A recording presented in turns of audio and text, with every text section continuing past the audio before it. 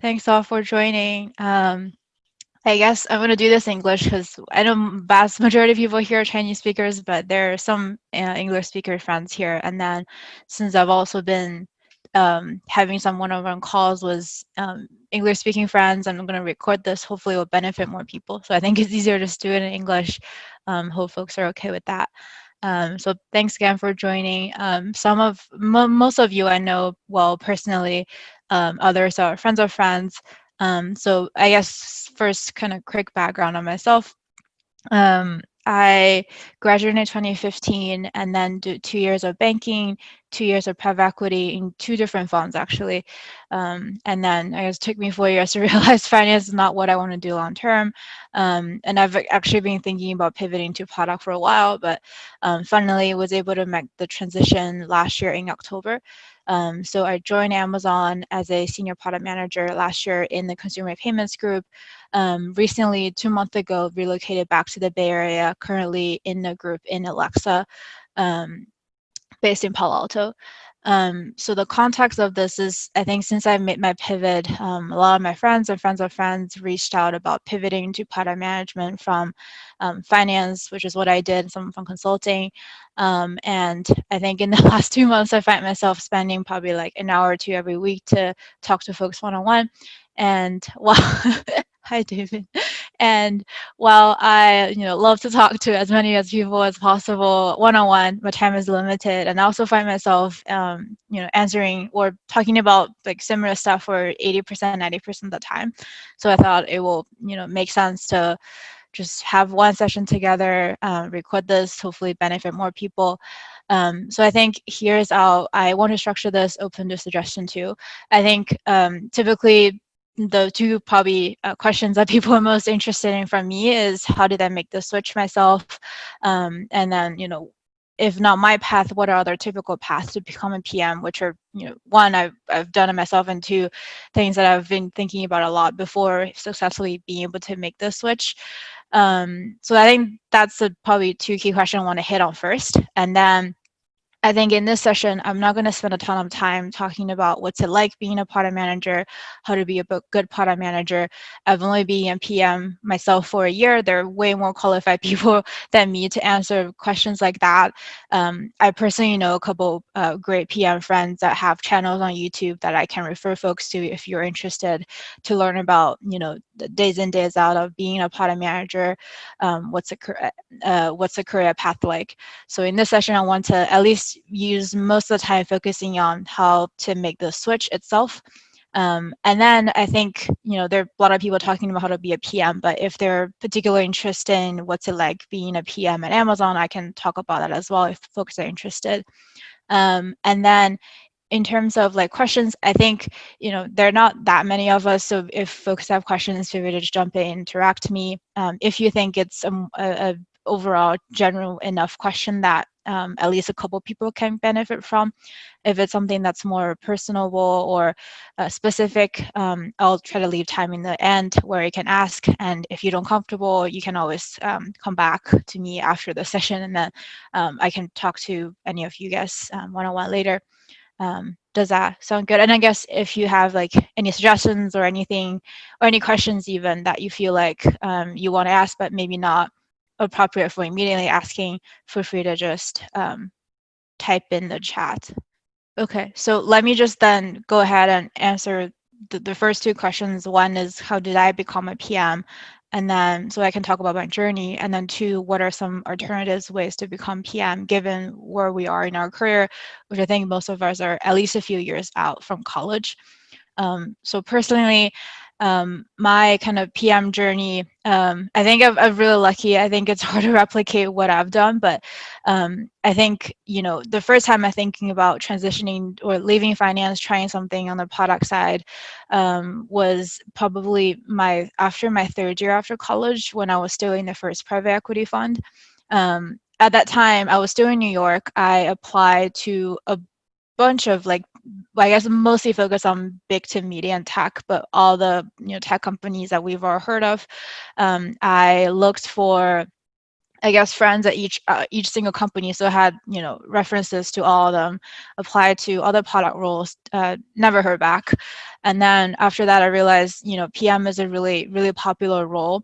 So I thought about kind of contingent roles that I can first pivot to. So I applied to a bunch of positions like product analyst, a lot of like product strategy, a lot of the title, a lot of the roles that have the word product in it, so that at least I can get exposure to the product side. I got a couple interviews, but none of them worked out. And then at that point, I guess I was willing to give finance another try. So then I pivoted to my second private equity. That's how I moved to San Francisco and then joined a software-focused fund. Did that for I guess close to a year, and then at which point I actually really enjoyed that experience. But for me, it was almost that was kind of probably the best group I can find in finance, and still couldn't see myself doing that long term. So almost solidified the fact that I probably do want to make the pivot.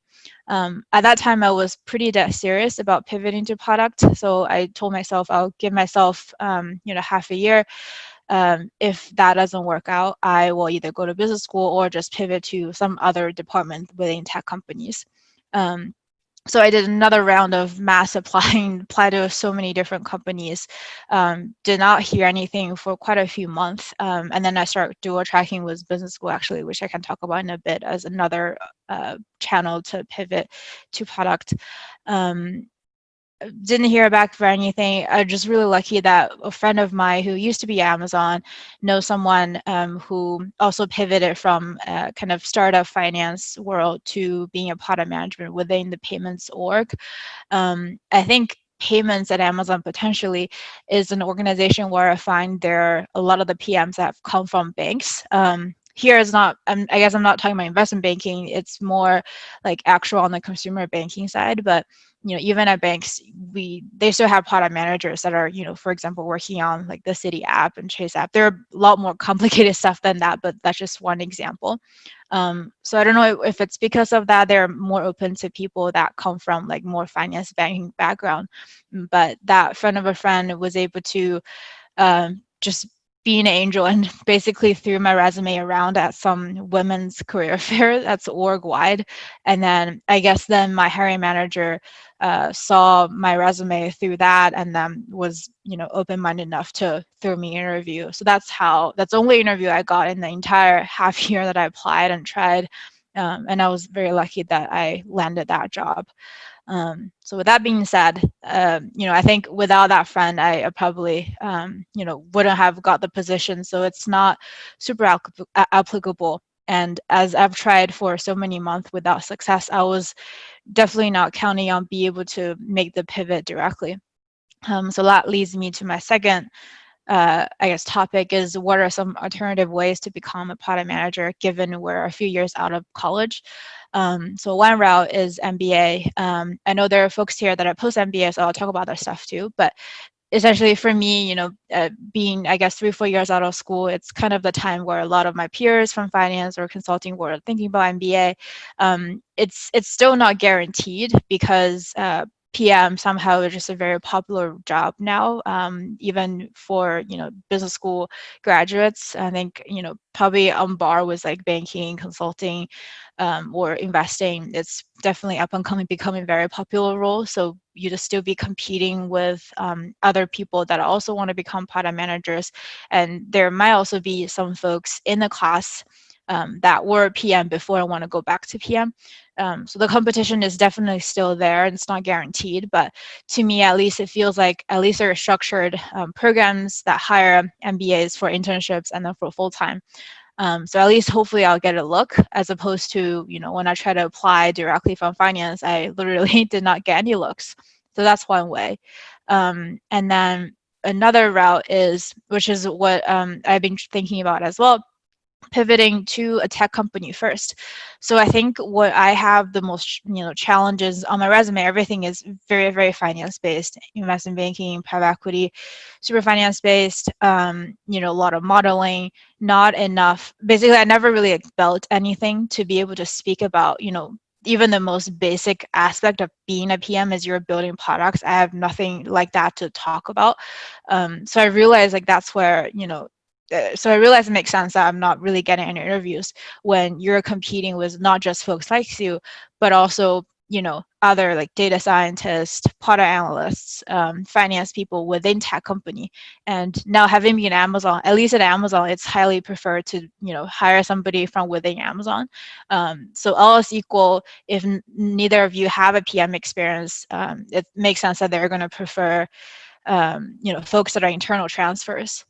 So because of that, I also considered, and it's a relatively common path to pivot to something like product finance or strategy or operations within a tech company, and then do that for, well, my as short as possible, but probably mental model is 1 or 2 years, because you gotta switch the culture, get used to how does a tech company function, how does a new role function, before you can then make the case that you actually can be ineffective doing product work and switching to a product manager.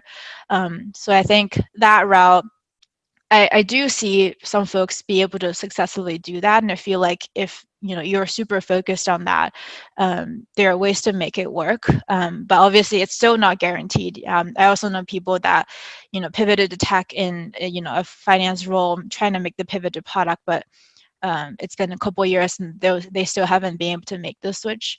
What I hear about that kind of internal transfer is, there's no set program of, pivoting from, like, let's say finance to product manager.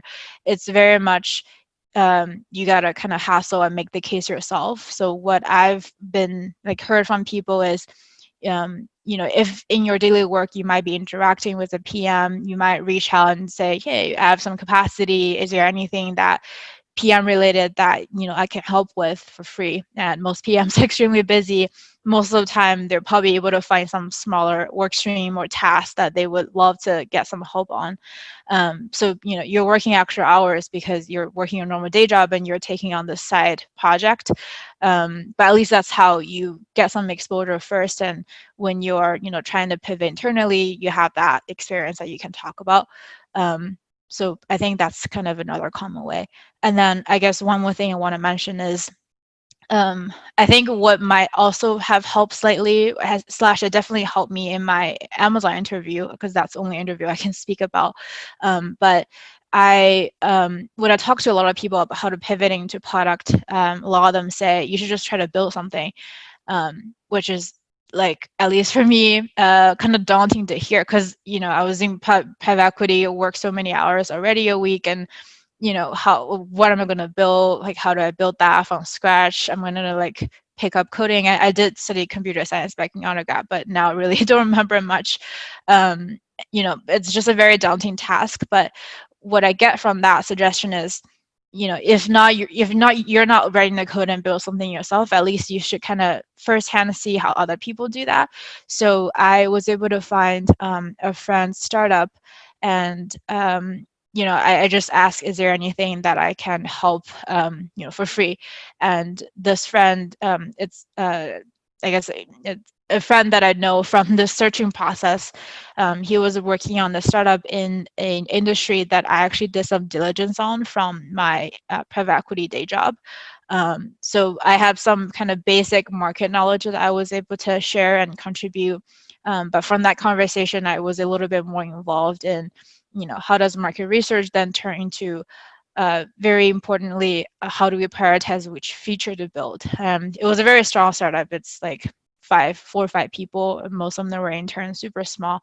And I didn't, do stuff that's that relevant to being a product manager, but at least working with people who are actually building stuff, in person, and see that firsthand.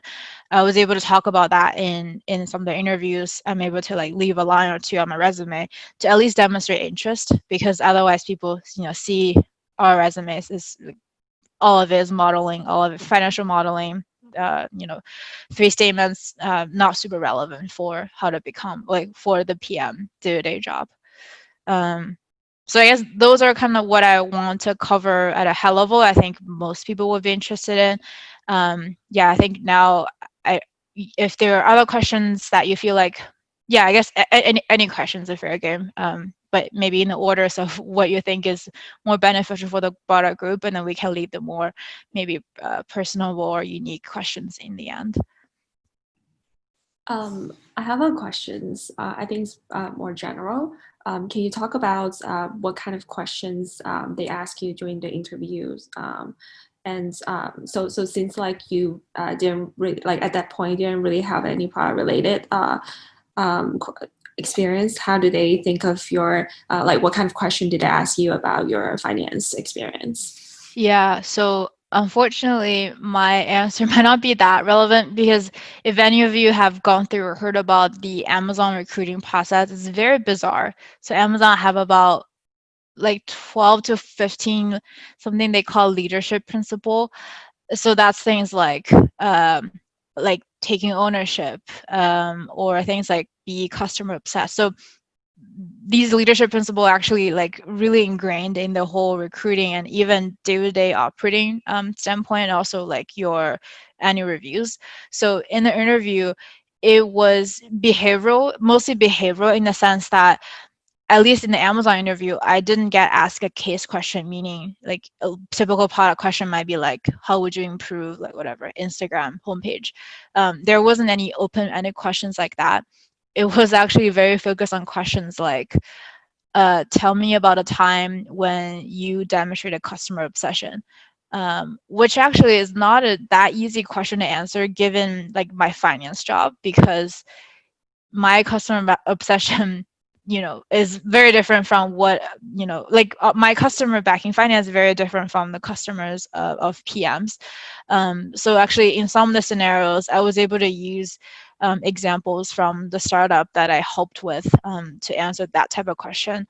Um, I guess and then I also spent some time prepping for the Facebook it's product analyst interview, but I think there's some overlap with just the product manager interview. There's a lot of materials online though on how Facebook do their PM interview. You guys can check it out, but there at Facebook is a lot more. There's definitely more focus on like the core kind of PM competency. If I remember correctly, their interviews kind of test three different aspects like product sense, metrics, and then execution. So I think each company is a little bit different.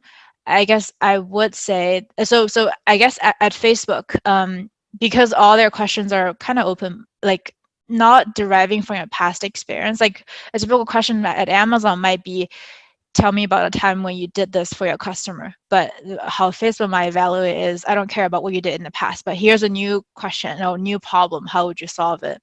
I think one question I got asked when I was at Facebook is the case something about, I think the interviewer, she owned like the login page. So there was some question about how would you improve the Facebook login page. But there wasn't any question about like my past experience. So yeah, and I think that in a way is, well, easy in the sense that from that standpoint, you're on the same ground as someone that have product experience, because like they wouldn't, if you have the interview, they wouldn't ding you just because your experience wasn't as good as theirs. But the harder side is having never been like build a product, at least for me, having never done that myself before, it's very hard for me to think about, some of these more like product design centric questions. So there's pros and cons there. And then maybe one more thing I would say is, I think there are kind of easier like type of roles or type of products to switch into from finance. I think it's not coincidence that of all the different departments at Amazon that I tried, I ended up getting interviewed at the payments org, because from my hiring manager's mind, there is some connection between credit card and private equity. There's none, but at least on the surface, it was easier for them to wrap their head around. And a lot of the PMs in my old group did come from kind of banks, even though, as I said, they're consumer banks, not investment banking. But I guess, people that are not in our industry might not be able to tell the difference. And I think it's extremely hard for people like us to pivot directly into a more technical group like AWS or Alexa, where all the PMs I see, all my peers now have been machine learning or like people that have been like highly technical products for a while. And I think it will be really hard. It will be already hard to pivot directly, but extremely hard to pivot directly to something that's so technical. So I think if you want to pick a focus, maybe if you're for finance, I can pick like fintech products. And maybe it's easier for you to understand how that works, and I think it's easier for the hiring managers to make a case that they might be willing to give you a shot and give you an interview. Does that help? Yeah, yeah, that's super helpful. Um, I have a question. Can you talk about how your lifestyle and work-life balance have changed since Yeah. your pivot, and how the jobs are demanding maybe in different ways? Yeah, I think my master is very different now compared to like 2 months ago. So I would say in my last team, hours were really great. Yeah, 9 to 5, 9 to 5:30. Never worked on. I rarely worked on weekends. Rarely responded to email after like 5:30. Um, I think like just overall, I'm a lot happier. I think the biggest switch for me um, is actually ownership. So I think like I left my last P wasn't purely because of the hours. I actually thought it was like decent, or at least like good compared to how much we're getting paid. And granted, like I think for most of us here, if you were to pivot to product, you would likely be taking a pay cut, to be honest. Because I know a lot of folks are from investment banking and other type of investing roles. Um, and then so I think that was really great. I think the not really issue, but just me personally, towards like the end of the 10 month, I was getting a little bit bored on my last team. My last team is a lot working with banks, a lot of kind of external partner integration, a lot of API work, and it got a little bit repetitive. And just for the kind of what are we doing in the next month, in the next year, I wasn't as excited about that. So I was looking for a more technical product and bigger scope. So I switched to this Alexa team about 2 months ago, and so far it's been uh, pretty busy, I would say. I think partially I kind of put that on myself. Like I'm so kind of in the kind of drinking on the fun of fire hose phase. I've never dealt with natural language processing, machine learning, artificial intelligence. Those buzzwords are kind of what I need to do on a daily basis now. So for me, just a very high learning, like a very fast learning curve. And then on the other hand, my scope also expanded significantly. So previously, I directly work with 7 engineers. Now I'm working with over 20, and I'm only a PM on this whole project. So I think because of that, don't want to sugarcoat it, but now my hour isn't ideal. I feel like I'm like meetings start at 9, and then I would finish working at 5 or 6, take a break, and then work a couple hours at night, and then a few hours on weekends, which I think it's probably still. I think it's for me it was still better than P. I don't know how it compares some of your hours. Might be about the same, but I think for me, what's actually the biggest change, positive change, is sense of ownership. And this might be different for different people. I just, for me, I never felt this ownership when I was in finance. Like whatever I did, whenever I had to work on weekends or late night, it felt very, okay, now I have to do this for my VP or my partner, whatever, super annoying. Versus now, if like I'm working late at night or I'm working on weekends, I'm working on my product, and it really does feel like, it's very cliche, but it really does feel like it's my baby. I really want to do well. I want to push, ahead on this. Yeah, so I think even now, like there are times that I'm working a lot. I definitely don't feel the same sense of like, I have to do this for a partner, super annoying. And then one other thing is like, my schedule is completely flexible. The deadlines, so I guess to be fair, there are still sometimes clear cut deadlines that we need to hit, like product launches. Those usually don't tend to get moved around that much. But I think what's different is, at least for me in banking or PE, I might get an email from a partner or VP at like very inconvenient time. I say I will need this like ASAP or tomorrow, and then you end up ruining your whatever plan, sometimes canceling vacation. Here you have so much visibility. Like a month down the road, maybe this document or this milestone need to be hit. So you can plan your schedule accordingly. If you're really busy, or if you're tired or you have plans, you can just step out early or wrap up early for the day, and then you just work a little bit more when you have time or next week. So that is, you do have a lot of control and flexibility in your own schedule. And then I'm also hoping that my hours will be a lot better after I'm fully ramped up. So I'm happy to give an update a little bit down the road. But I think overall so far, on average, the hour has improved a lot, and overall I'm a lot happier. That's awesome. Thank you. A question going back to about interview. So what kind of, do you have any materials or books that you recommend that you find it helpful to help you prep for those product design, product-centric questions? Yeah, I'm like looking at my bookshelf right now. There is one like very entry-level book. It's like an orange cover. It might be like How to Crack Product Management Interview or something similar. I can find the name and post a group if folks are interested. There's also a book called Decode and Conquer that a lot of PMs recommend.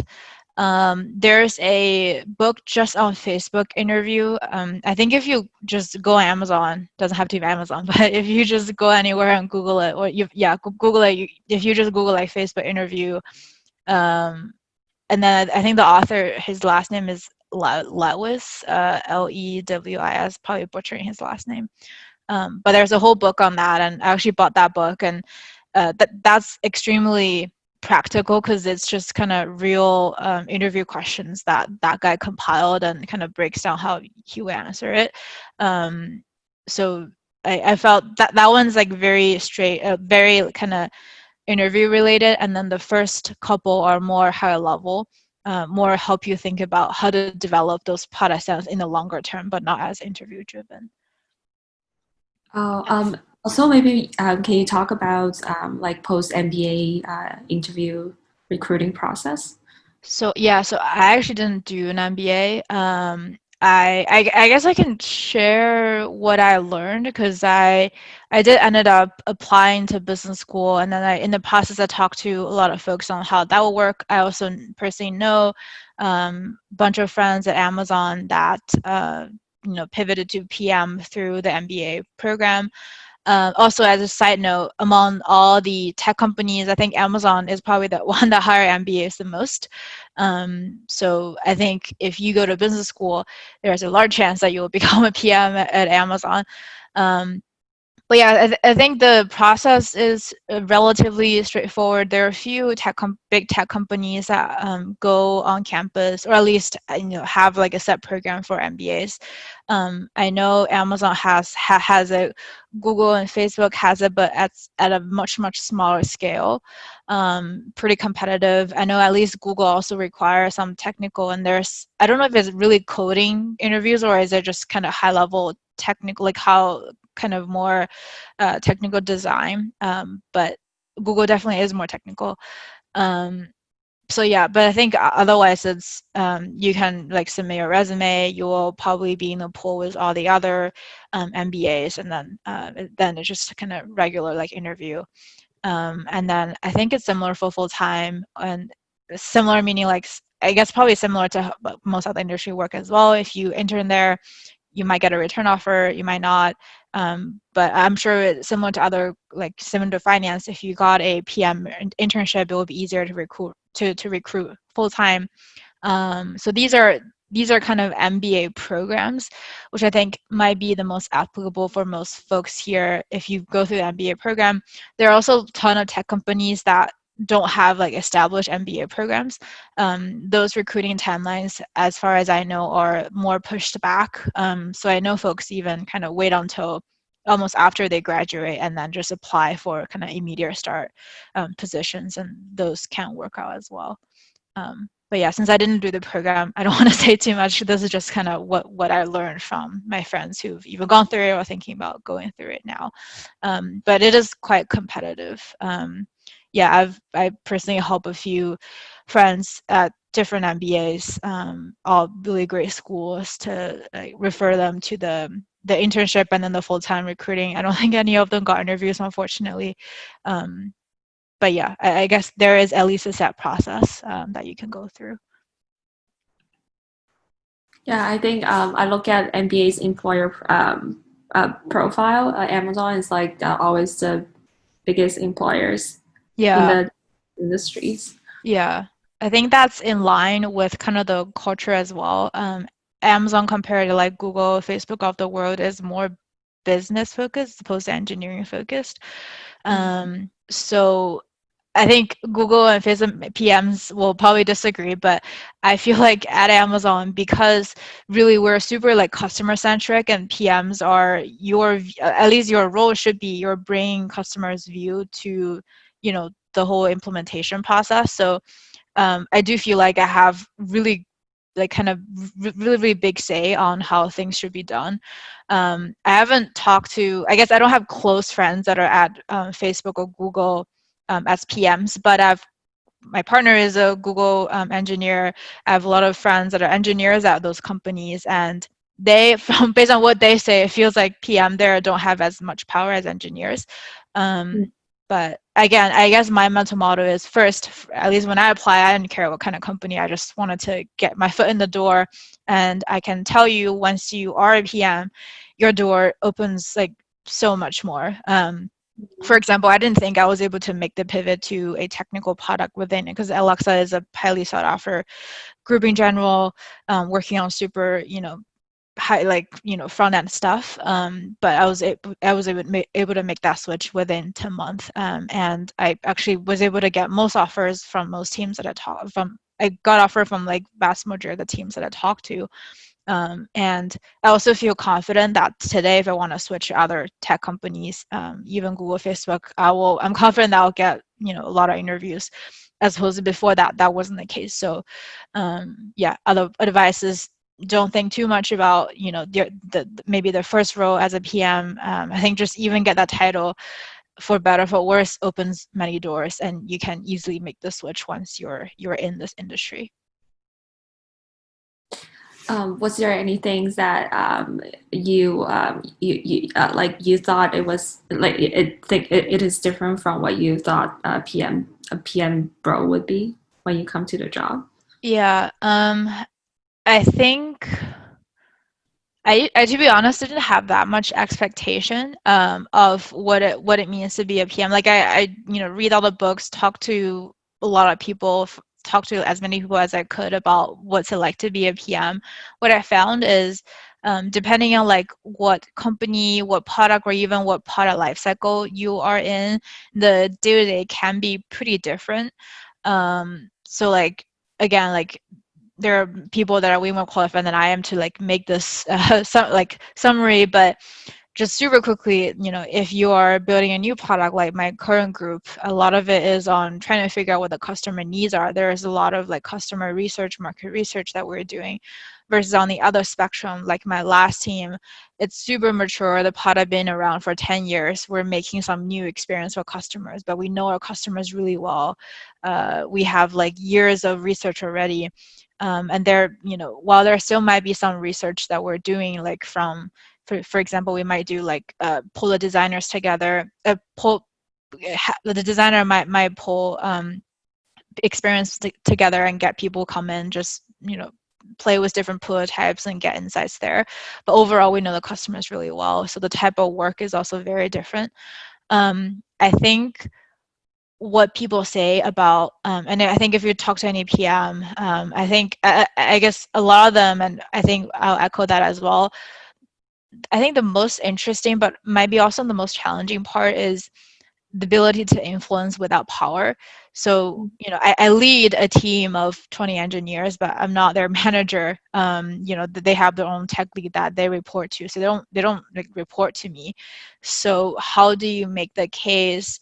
And that's very different from me coming from finance, because as an analyst associate, I worked for everybody, was my boss, and I have to do what I tell them to do. And when I had analysts or younger associate below me, it's kind of, it's a very hierarchical.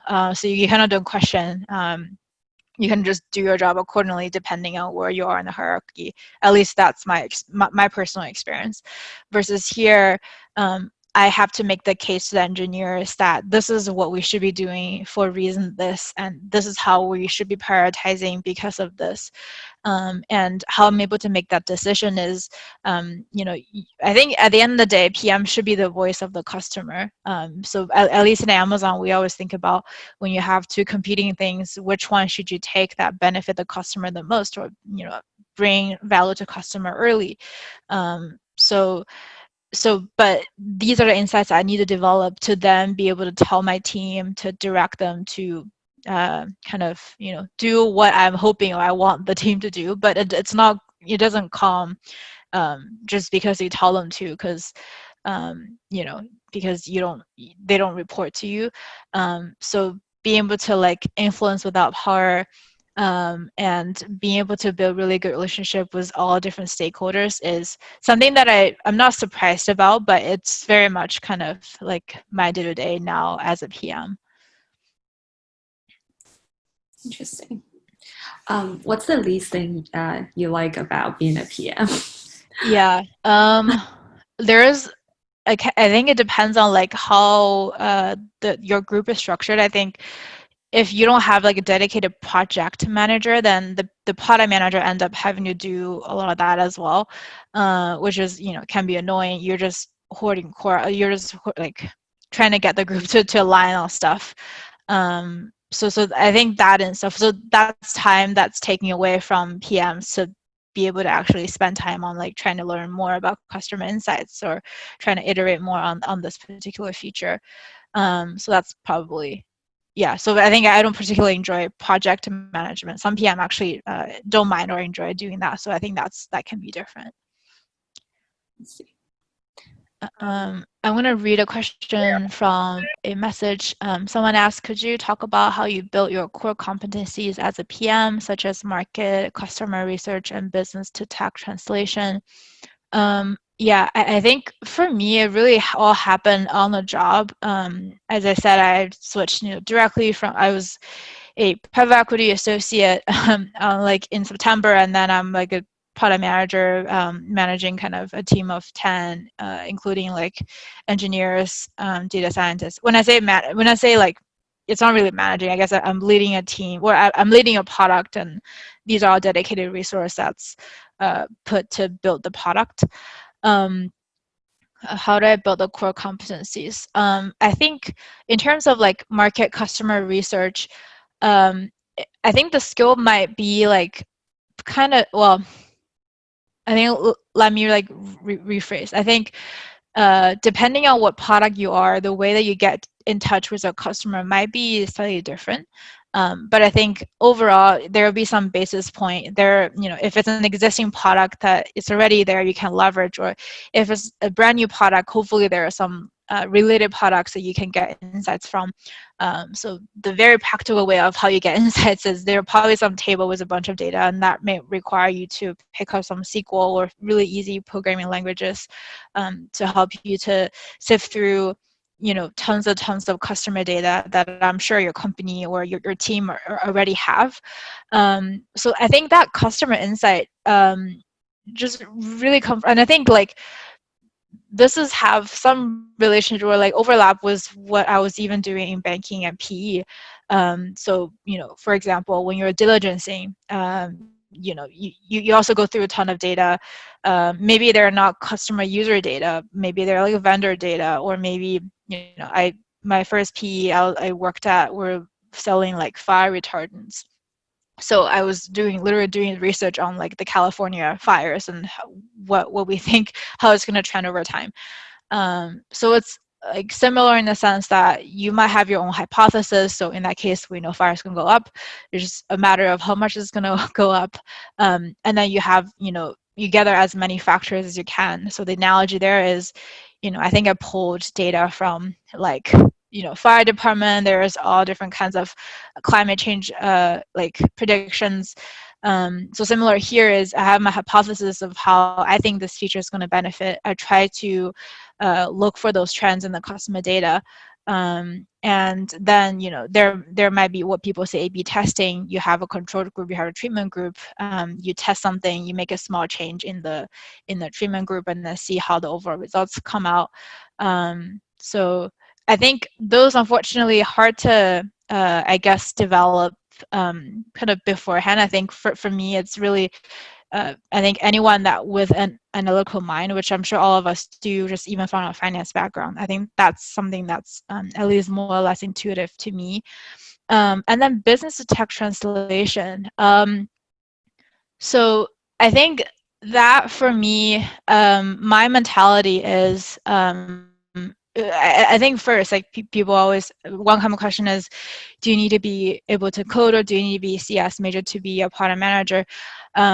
I think it definitely helps, but I also know so many PMs that are like English major, history major. So I think like, but granted, those PM typically are not the PM that are doing like, probably not the PM that are working at Google search, or like the super technical products.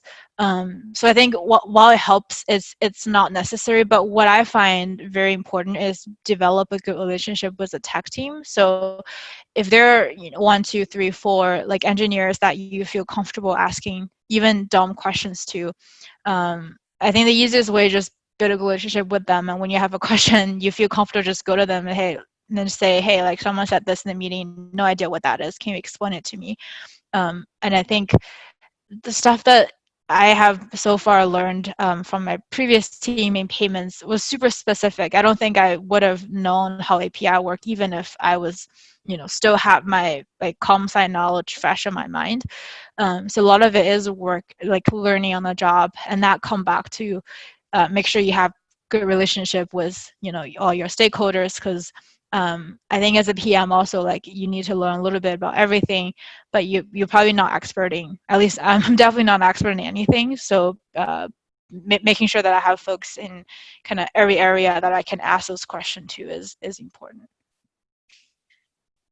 Do you think someone would have a higher chance transitioning to being a PM at Amazon from being a PM at a startup, or from being a product analyst at Amazon? I think that's very hard to say. I'm not sure, but yeah, I'm really not sure. I think like like either way, there are ways that you can. And so okay, I guess let me try to put it this way. I think at least for me, when I was making a decision, um, maybe applicable to some of you, but probably not all. Startup is pretty risky, and then if you have visa constraint, that's difficult. So for me, I actually didn't even consider startup. So for me, it was always kind of, if it's not, if I can't pivot directly, I'll go to a big tech and in some other department. But I do have friends that tried to be PM at smaller startup. I think the experience at startup is, it's very, it can be like either super good or like pretty terrible. The reason being, I think it's tricky for startups to hire like PMs that have no exposure, because they're at a super high pressure environment. Every day might be a battle for them. So it's hard for them to like hire someone that have zero experience and expect them to, be able to ramp up very quickly. And from that standpoint, I think it's highly dependent on if you're able to find like a good PM mentor at that company. If you do, and he or she have the patience and are nice enough to, really coach you, that would be really great. But I think I have only 2 friends, so not a lot of data point, but both of them unfortunately feel like every day, it's really kind of a battlefield, and they didn't particularly find like good PM, I guess, mentors that they can learn from at their respective startup. And I guess for background, their startup, I think one is like around 10 people, one is like 30, so still small. If you're thinking about Series C, D, I can say that I don't think it's easier to break into those kind of startup. I don't think it's easier than doing that than to come to Amazon. I feel like startup in that world are even savvier in the sense that they're growing super quickly. Ton of people that are from bigger companies actually want to join that time of like a lot of Google, well, I don't know about Google, but a lot of Amazon PMs after a few years when they feel like they don't have, maybe their career path is not as clear. I see a ton of them moving to like the mid-sized companies. So I think the competition there isn't really easy. But yeah, I don't have enough data points to answer like what would be easier, unfortunately. Okay, thank you. I was wondering about your experience with people management. Did you have any difficulty managing any people in your team, whether it be like the technical people or other business people you had to interact with? Yeah. So I guess I'm not doing so.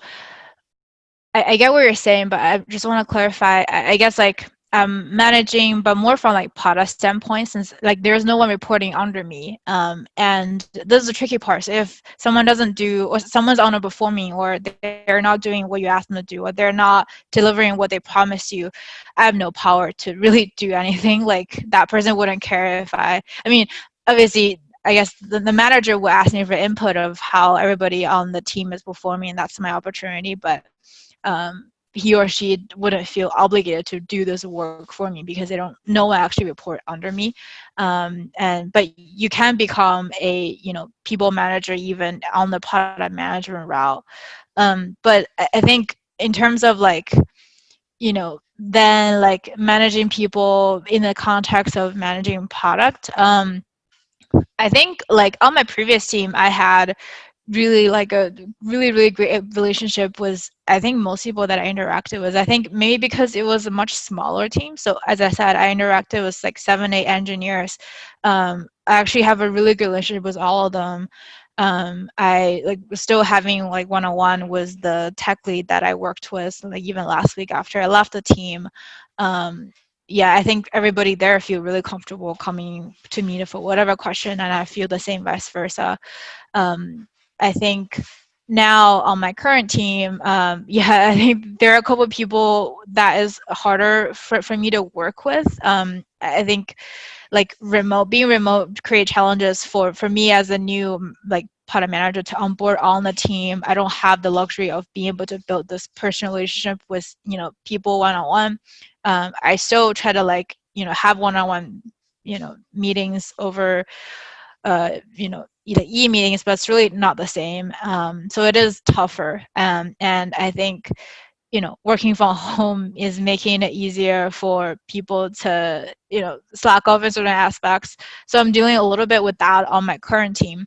And I'm figuring out how to deal with that. But I think, a natural way to do is nobody report to me, but I have my manager. I can, voice this concern to my manager, and he, as a people manager, he is very well trained to figure out what to do in that scenario. So that's been my approach so far. But yeah, in general, and this can be a very tricky point. I know PMs just have kind of terrible experience in certain groups. Is either it's a group's problem where somehow they got off on the wrong foot and it's really hard to get things done. So yeah, that's something to keep in mind of. I think, yeah, overall as a product manager, you want to be pretty likable but by your team. And there are different ways to be likable. Like my style is I think at work, I think I'm pretty easygoing. I try to make myself as available as possible. People are free to come ask questions. That's not at all the approach of some other PMs. So some PMs that I see as really, really kick-ass PMs. I think I'm not comfortable doing kind of their style. I think one PM that I really looked up to, he does his work, have his way of doing things, and then he's very strong and opinionated, but he has ability to show data to the team and really convince them to do things a certain way. there are times when he's very social. He try to make a lot of the, happy hour, whatever, with engineers. But other times he's extremely focused. He doesn't respond to email. He skip all important meetings. He doesn't need to be. And so he can focus on his own stuff. He's super, super efficient, effective that way.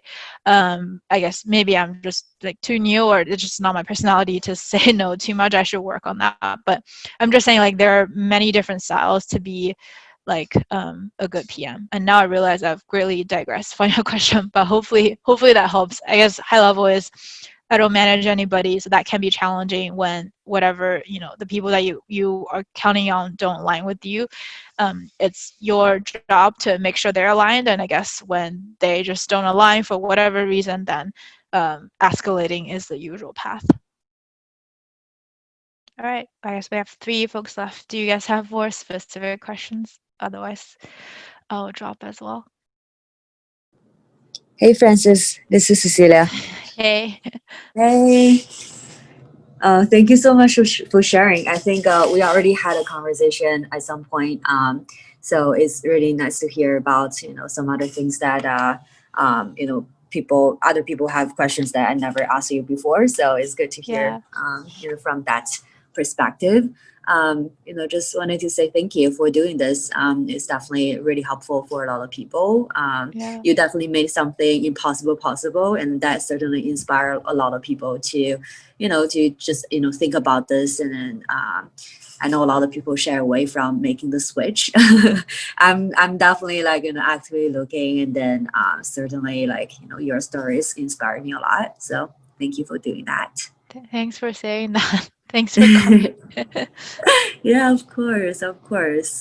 It's a really meaningful thing. Thank you. Yeah, it's so weird that you're using Francis' profile. So this friend, he does like a Friday Q&A every week, and he interview people in different industries. So I was a guest one time. So he actually like paid for Zoom because of this thing that he's doing. So I'm borrowing. That's why I'm borrowing No his way. account. Yeah. Dedication. That's awesome. Look at you guys doing things for the for the community. Yeah. Hopefully I'm gonna I don't know, edit this a little bit, and then for other people that reach out, I'll have them watch this first, and then I can answer specific questions. Yeah, otherwise it's like, everybody have really similar questions, and I love to talk to everybody one-on-one, but it's hard to find time. Totally. I think it's a great idea. I bet everyone was asking you the same question over and over again. Yeah. Okay, cool. I don't have any specific questions. Just wanted to jump in and say thank you. Oh, thanks. Yeah. All right. Yeah, thank you, Francis. Yeah. Yeah, no problem. Thanks all for joining. Okay, have a great night. You Good night. too. Take care. Bye. Bye.